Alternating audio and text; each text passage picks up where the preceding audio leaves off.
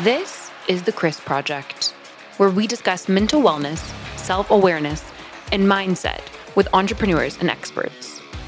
Set your perceived ideas and biases aside, and let's go on our journey for yourself, for your family, for the world.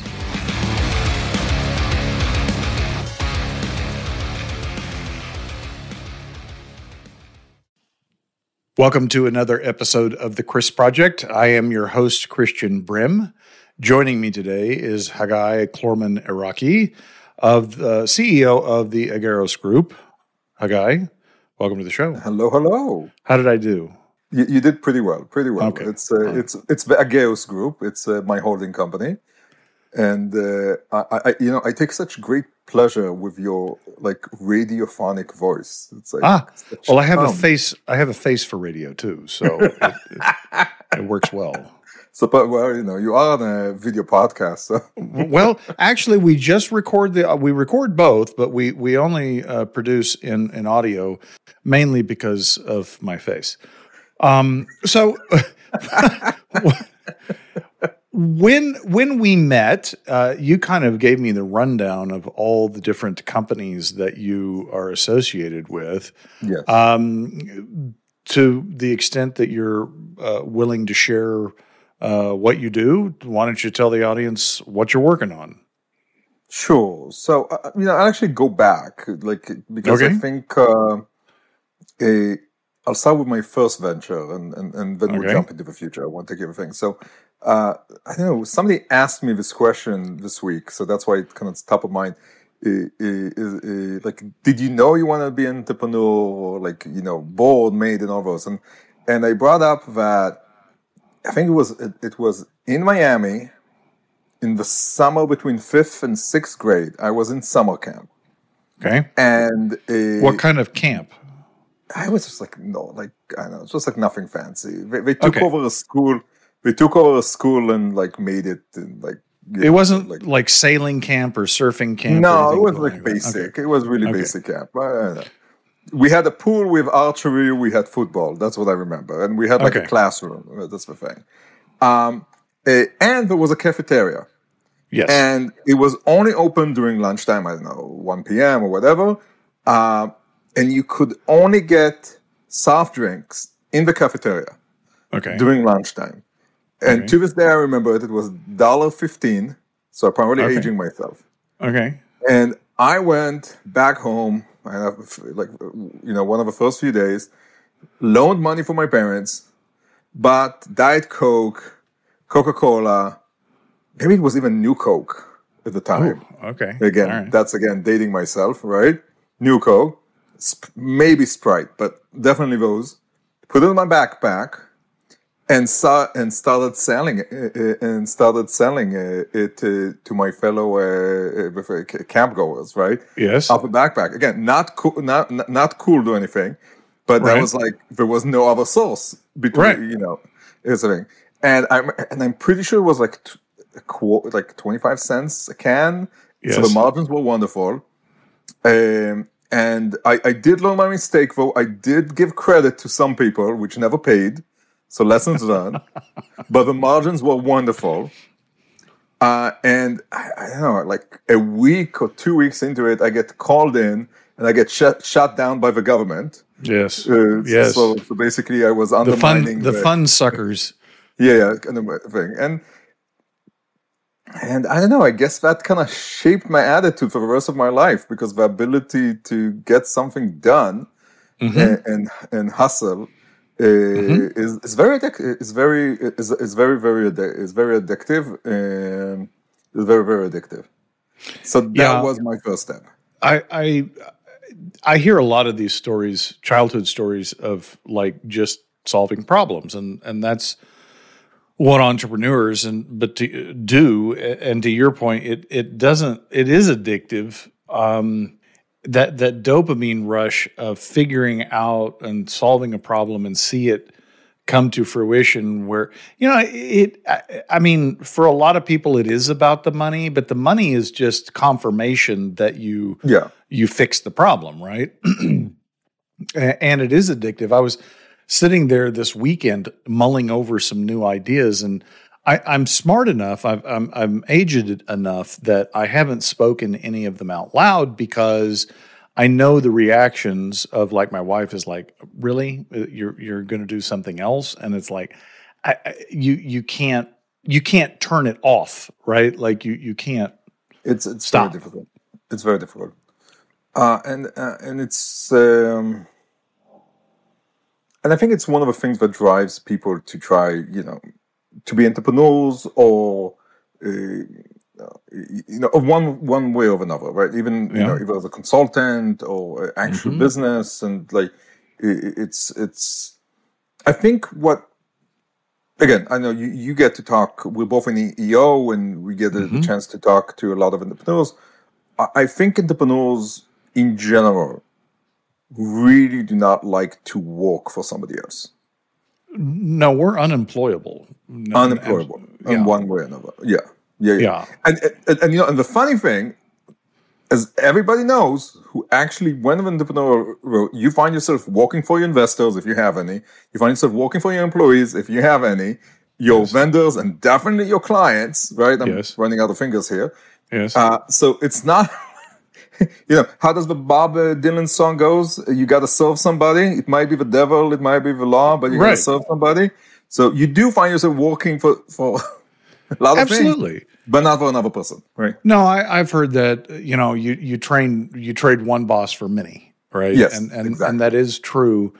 I think the difference, though, for me, is when I realized I was not employable, was my frustration with people not wanting to try the ideas that I saw. And it was like, well, if you're not going to try it, I'm going to go try it. Like that's the difference to me, is like being able to execute or act on your ideas, where as an employee, oftentimes you can't, which is stupid because, frankly, we, as entrepreneurs, we would love to a certain degree to have entrepreneurial ideas come from our employees. We'd love for them to solve problems without us. And the question is, do you give them the chance to do so? Mm-hmm. So you did ask me what I do today, so I'll answer the question, and then I'll also reply to that, so people don't think I'm running away from the question. So today I have a small holding company called Ageas Group. It's an entrepreneurial venture. Our tagline is, we build our own ventures and we work with great entrepreneurs to build theirs. And basically it means I either build companies or projects under our group. In most of the time with with a partnership with somebody with a domain expertise, or we do advisory work, even myself or the team, with other ventures, and where there's usually an entrepreneur on the other side, and we come in as advisors, but as fellow entrepreneurs, right? Like I'm not consulting. So just to give a little more color to that, so it doesn't sound too abstract. So one, I have a telemedicine company that my partner is a doctor. It's called Better Weight for Life, and it provides GLP-1 medication, so Ozempic, Wegovy, all that, to people who are willing to pay out of pocket, and we provide the whole spectrum. So from the doctor's consultation, the prescription, the ongoing consultation, and the medication with our pharmacy partners, both compound and branded medication to those who are interested. We also have under the group a company called Cards Biz. That's with a K, a Z, and .biz. I know you also are a holder. We do We do smart business cards, so premium business cards that go for anywhere between $250 to $450 per card.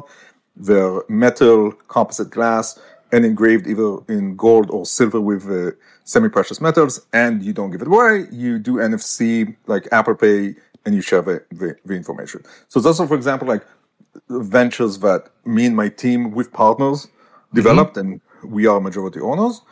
And on the advisory work, it ranges anywhere between strategic fundraising, IP commercialization, strategy work. So, just like thinking like what, I'll say what's on my LinkedIn. So for example, there's a company called, so there's a guy named Asaf Glazer, an amazing entrepreneur. His fame is because he founded a company called Nanit. Nanit is the world's leading baby monitoring tool. Okay. It's a unicorn. Yes. It's a unicorn. It's not publicly traded, but it's a unicorn. So just so you get a sense, and it has revenue to justify it. And he's not an active in management. He's with his new venture, which is called Vinced, and they use AI. He's using AI to democratize home cooking, and I'm on the advisory board, for example. Okay. So I'm on the advisory board. So something like that. You didn't start out there, so you had to have had some experience before you started investing in consulting. Yes. Give us the origin story. So how far to go? So like I said, the origin story started with those selling Coke. Yes. Legal Coke of my backpack. Not cocaine, just in case anybody's monitoring. It was the 80s in Miami. It was the cocaine years. But that's true. I plead innocence, right? It really was. Like I came back from school one day to our gated community, and it was like, I don't know, like tens of police cars, and apparently our neighbors were very entrepreneurial drug dealers, young drug dealers. Like, it was the 80s. So yes, so I always make that joke. I was selling coke in Miami in the 80s. Yes, that's a great line. That's a great line. Legal, no, before the FBI, legally, yes. Before the FBI knocks on my door. But I would say move forward a few years.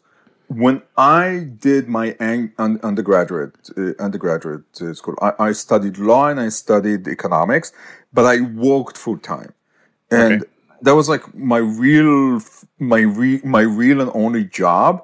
I worked in IBM. I was an IT cybersecurity architect, and then I was in the business development. But in many ways, I always felt I was at least an entrepreneur.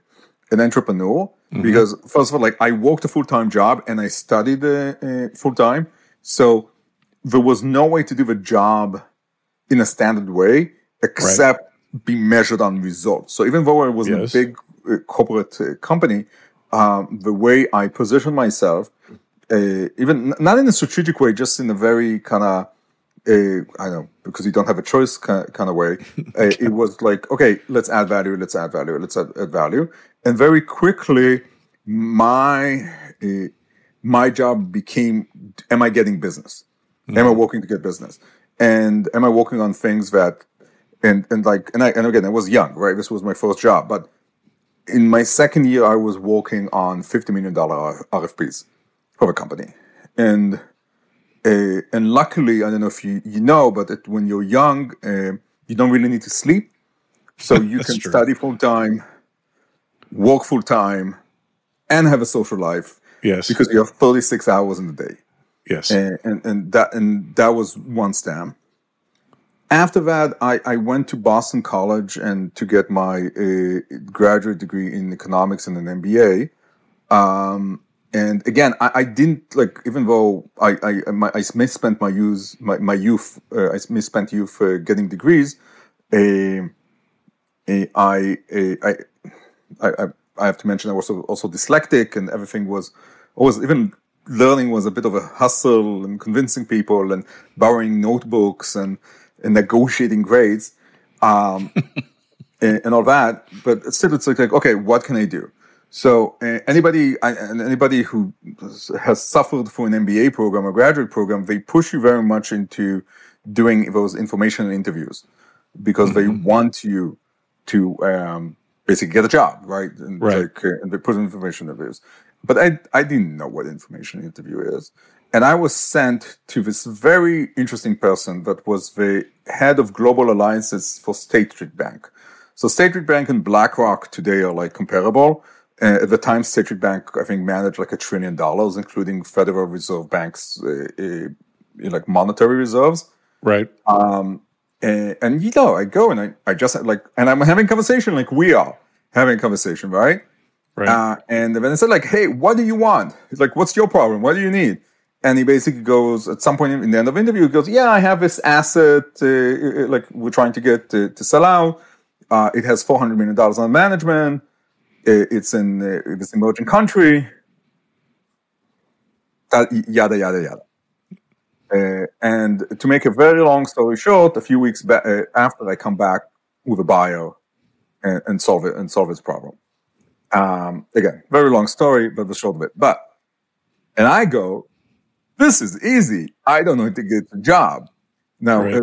as foreshadowing, and everybody knows, it's like, I just got lucky, right? It's helpful, but I just got lucky, and it was never that easy again. But when I went on this journey of a few years doing entrepreneurial finance, I was M&A, investment banking, but not in the sense that I was working for Morgan Stanley or Goldman Sachs. It was more like deal making, bringing things together, and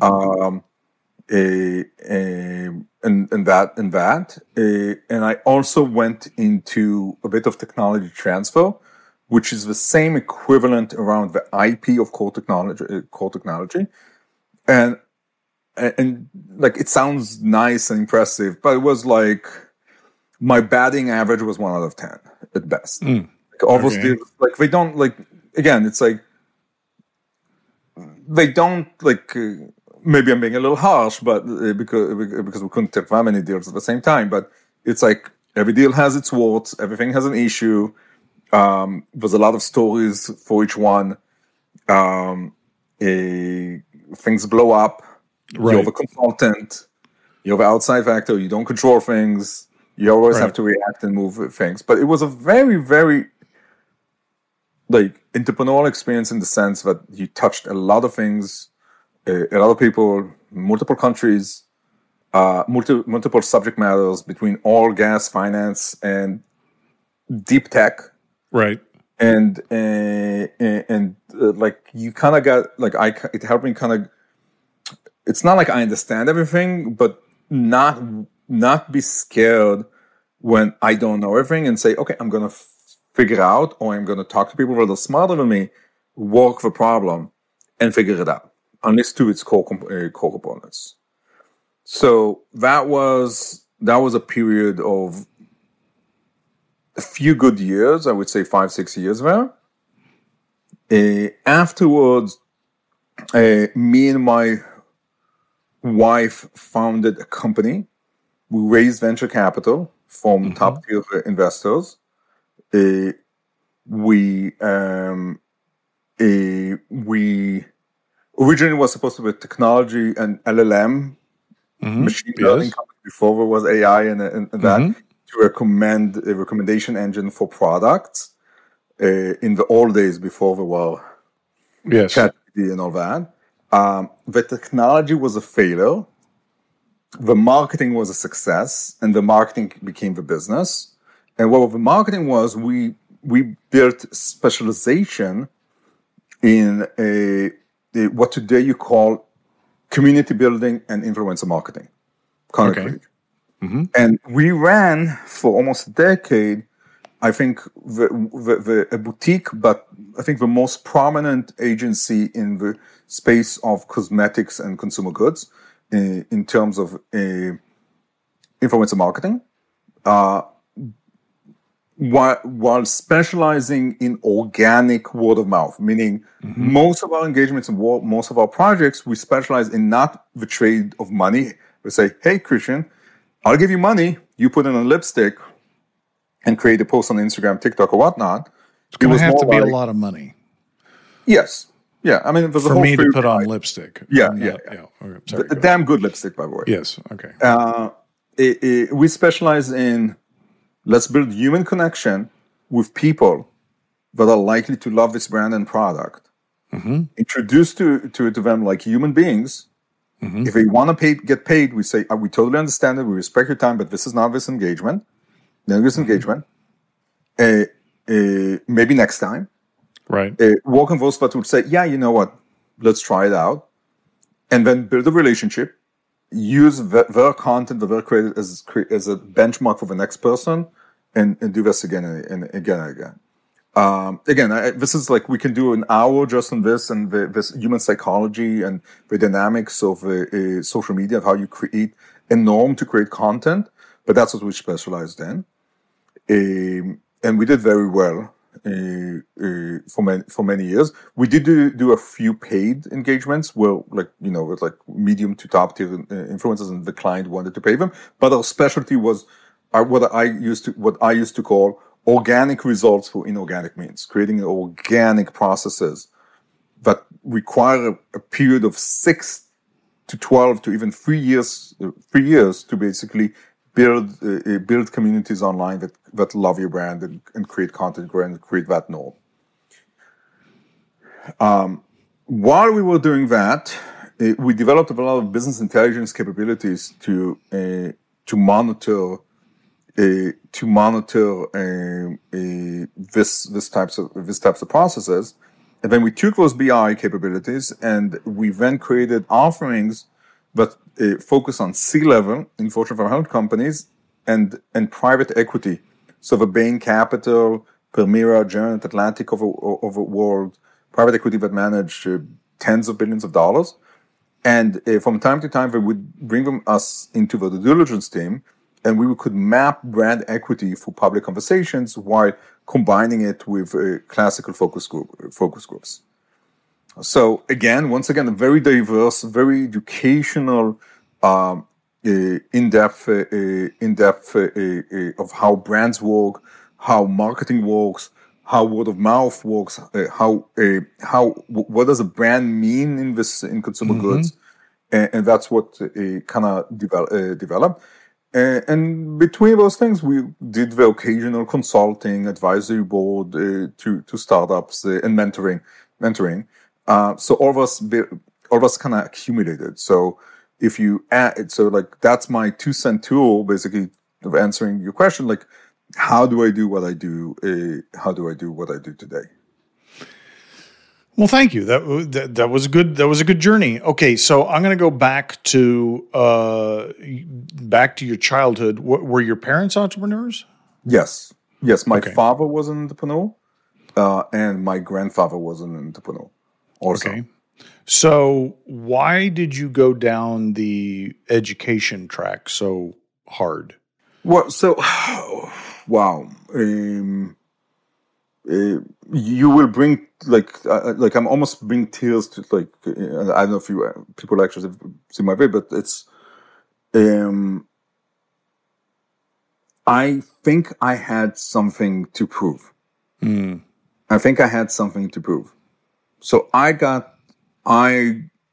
have 4 degrees, and I started on a 5th degree in mathematics, just a few courses after that. Now, again, but I can't explain. I'm not a Rain Man. I literally bled through my eyes doing those things. There's a reason we said in the beginning. There's a reason I'm an entrepreneur. Okay, but I'm the quirky person. I'm the person that,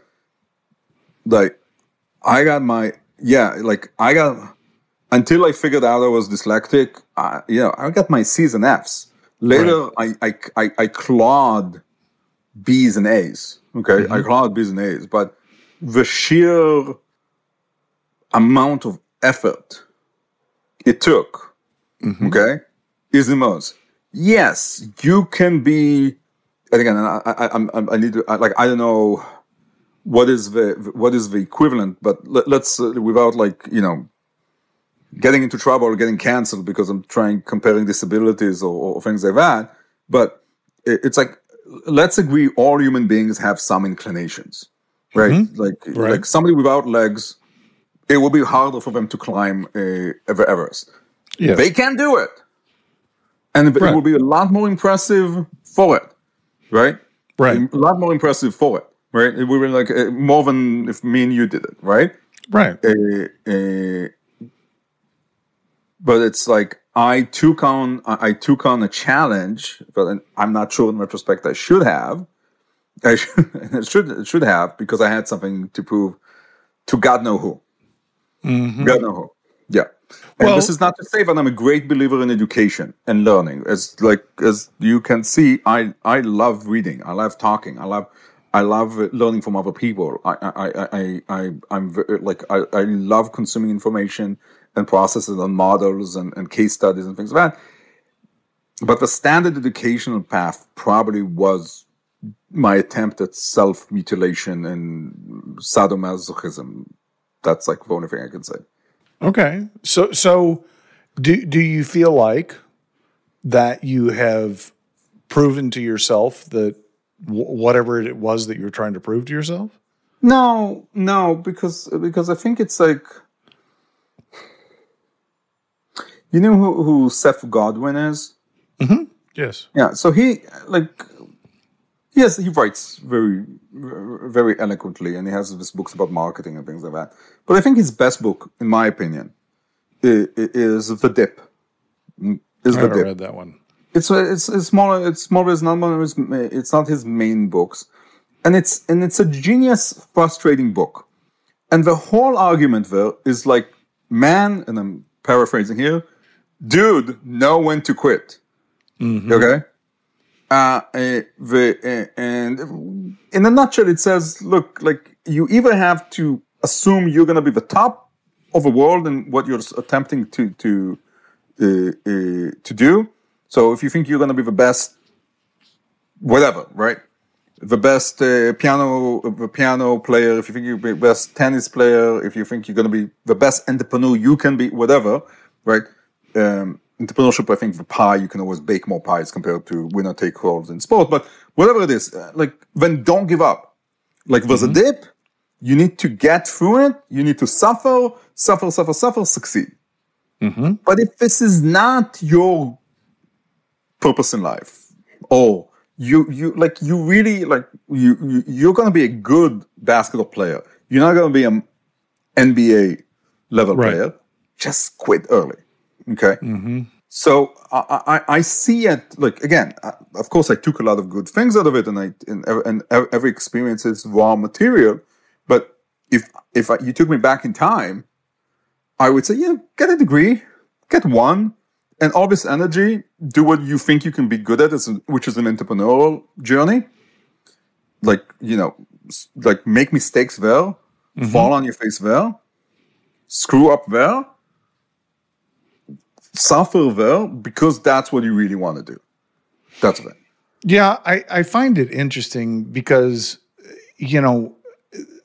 most entrepreneurs have a higher level of persistence or stubbornness or like whatever, the grit, whatever word you want to insert there.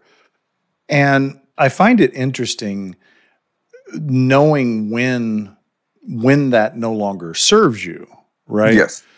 So, because in a lot of cases it does serve you, because you can persist beyond the naysayers or the people that don't see the vision, right? And you believe in yourself, you believe in what you're doing, and you keep going. But at some point, at least in my journey, that stubbornness actually starts to work against you. Yeah. And I think about like all of these Hollywood movies or stories about the person that didn't give up, right? That's like a universal theme of someone coming out on top because they didn't give up, right? Yeah. But they don't ever tell the story about the person that had the same amount of grit and determination, but the odds were stacked against them and they lost, right? Yeah. Like, I mean, because that's real too. Yeah, it's really weird. It's really weird. And it's also, there's multiple layers to what you said. There's multiple layers to what you said. So, who was the guy that wrote the play, The Importance of Being Earnest? I don't remember. I remember the play, but I don't remember the author. Well, anyway, drawing a blank, right? But he has a quote But the difference between a tragedy and a comedy is when the curtain falls. Okay, is one thing, right? Because and so it's like many things in life are the issue of timing, right? Because if you think even all those Hollywood movies, right? If you just like, if you went to black, if you go to black, where when the guy, the heroine, whatever, are in the gutter, bleeding, right? That's it, right? Right. That's now like, it's a tragedy. Yeah, that's it. So and even if the person succeeds, right? It's like, when do they succeed, right? It's like, what is the story of the guy who behind Kentucky Fried Chicken, that he started making it at age 60 something. Yeah. Right. Yes. Just like, wow. So on one hand, it's very inspirational. On the other hand, and this is what you're alluding to, is like, one, yes, not giving up on the right thing, right? On the right thing, and that's a big thing. The right thing gives you a chance. Yes. Just like it's not a promise. Correct. It's an opportunity to be successful. Now, nobody promises you'll be successful. Nobody promises you when you'll be successful. Nobody tells you how many frogs you're going to have to eat on the way. Okay, Yes. Nobody says that. Okay. Now, are there things you can do to increase your chances of success? Yes. Right? But yes, nobody guarantees it. There is nobody guarantees it. No. And the second thing, in the second part is that, so you say tenacity and the willingness not to give up. I would add to this, and this is for my personal, and this is, we said, experience share. And we talk a lot about entrepreneurial organization. Those who don't know, organization of 19,000 entrepreneurs worldwide. We all about experiencing, like sharing our experiences and being truthful as much as possible about the things that are hard and the things that are good. But it's the ability to contain pain, psychological and otherwise, right? Okay. Psychological and otherwise. Yeah.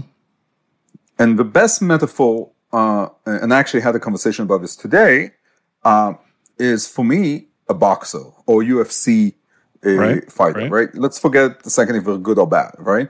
By definition, you're gonna get punched in the face. Right. It's gonna hurt. You're gonna get punched in the face. Yes. So somebody, you're gonna punch your face, and you're gonna get punched in the face, constantly. Now, if this is your profession, you go, this hurts like the son of a gun, but this is part of it. And I'm going to get punched in the face. But it doesn't take away the pain away. It doesn't take away the pain. And entrepreneurship, I think there's a gild to it, the shine that is put on it that is unrealistic and glamorized. Entrepreneurship is hard. It's damn hard. It's damn hard. Your analogy of a UFC fighter is a great one, because it's like, I think a lot of entrepreneurs, myself included, I started my first business at age 27, and I thought that it was just this smooth path, and once you got to this point, you didn't have any problems anymore. Yeah. But it's like the founder of Boston Market. I heard him speak at an EO event, and he was a Italian immigrant and from Boston, so you could barely understand him. But he said, "No business, no problems. More business, more problems." Yeah. And I'm like, yeah. So the expectation needs to be reset as an entrepreneur that you are going to get punched in the face, and it's going to hurt. Yeah. And what might change is a combination of your ability to withstand that, on what level of, I don't know, heights of, I don't know what to say, like what economic heights, let's put it this way, you're doing it. Okay, what's the notes? Yes. And how were you able to create a team of partners, people that will get punched in the face with you? Yes. So you're not alone. Yes. So when it's a team effort and not just not you, right? Yes. And to your point about like where you're stopping the story, whether the hero is bleeding in the gutter. That's, I think, the fascinating thing to me about entrepreneurship is it's the old choose your own adventure novels. When I was a kid, maybe you read them where you got to make choices and go to a different page, right? Yeah. But entrepreneurship is exactly that. Like you get to choose your own adventure, and sometimes that adventure ends not the way you wanted, or prematurely. Yeah. But that's all right. You can go back and start the book over, and or you can pick up another one and try that one. But that's like, at its best, the capitalistic system, okay, at its best, which is not always the case, like state by state, country by country, person by person, but at its best, it acknowledges the possibility of failure being a non-criminal act. Yes. If we go back to debtor prisons and things like that, right? Right. And do that, and enables you, assuming you are a decent actor or a talented actor, to, after you threw up, okay, and felt horrible on your lack of success or whatever this is, to go and say, okay, let me try again, or try something different, or a different scope, and things like that. Yes. Yes. And that's, if you are an entrepreneur, that's what happens. I think a lot of people think they want to be an entrepreneur and want to play at entrepreneur. And when it gets tough, they're like, I can't really handle this, and that's fine. Yeah, totally fine. Totally fine. And by the way, it's like, I think it's very, people should understand, and by listening to this, is that it's not a superior state of humanity to be an entrepreneur. No. It's just different. It's just different. It's just different. If you are a doctor in ER, or a caregiver, like your contribution to humanity is enormous and wonderful. If you are an entrepreneur, probably you didn't have a choice. You probably didn't have a choice, and from some direction, or you put yourself in a situation, but you didn't have a choice. You didn't have a choice. And that's why anybody that asks me, it's like, should I be an entrepreneur? I say, no. Yeah. No, I mean, which is very different between you have a job and on the weekends you do something else or things like that. A side hustle, yeah. Side hustle, an additional hustle or whatever like that. That's amazing. I think that's like the best. So I have a family member. It's like, again, I'm not going to use their name because it's their story to tell. But they had a very, kind of straight-laced professional job. But even it wasn't necessarily, it was very respectable. But they even took on not like better. They took in the aspects that are better for the soul and not necessarily better for the pocketbook as the main activities. But over decades, they were entrepreneurial in real estate in parallel to their job. I'm not saying they invested in real estate passively. They were active. They did things and things like that, and they became relatively very successful in their later life. And so one aspect of their life was the trials and tribulation of a Greek comedy tragedy, and the other aspect was right. Like, I put it on a tie. Yeah. I'm putting it on a tie. Yeah. And I have a lot of, and for this person, I adore them as human beings, and I have so much respect for them, what they managed to do. Yes, I've often said, you mentioned dyslexia. I went to an EO event where they were talking about different characteristics or symptoms, and they asked the entrepreneurs to stand up if they had these traits. And by the end of her listing out all of these traits, everybody in the room was standing. And she said, well, what I just described to you was manic depression or something. I don't remember what right. And I, from that point on, I've often said that I entrepreneurship is kind of a mental condition. I don't want to say a dysfunction, or what's the word I'm looking for? It's not necessarily negative, but there's these traits that are common across a bunch of entrepreneurs that are just innate in them that they can't really control. So I'll play a little fake psychiatrist here, but I think it's what we call disagreeability. I think all entrepreneurs are a bit disagreeable. So they're not antisocial necessarily in the conventional thing. Right. But if you're okay, and there's many, you could be nice and you can be autistic and you can be an asshole. There's many expressions of that. And you could be a man and you could be a woman and so on. But in a way, if your sense of self-worth is doing what the crowd is doing, you will not be an entrepreneur. Mm-mm. So in the sense, it's like, you're antisocial or you're to contrarian. Contrarian. Yeah, but if you think about the human dynamics, you need to disconnect yourself from the crowd, from the majority, from the norm, from what other people say, what your parents say, what your community says, to some extent.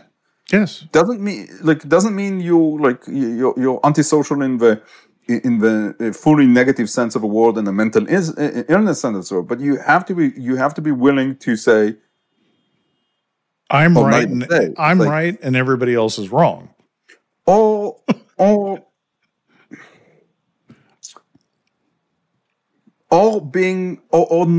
not caring if you're right or wrong, even. That's fair. So one way it's like this, right? This is like, I had talked today with a guy named Jerry Newman. Jerry Newman is he's an angel investor in the period of 15 years and 50 investments. He reached an IRR of 50%. That's impressive. Super impressive. And we had a very similar conversation in this regard. But he also said his experience, all entrepreneurs are not employable. Correct. Are not employable, right? All entrepreneurs have a little something. Yes. Living. Okay. That does not guarantee success. That guarantees you will be attempting to enter the madhouse. Yes. Right? Yes. It's like you'll try to play the game. Doesn't mean you win the game. That is a brilliant statement right there. Yeah. Haggai, thank you so much for sharing your experience and being vulnerable. I appreciate that. Listeners, if you like what you've heard, please rate the podcast, share the podcast, subscribe to the podcast. Until next time, remember, you are not alone.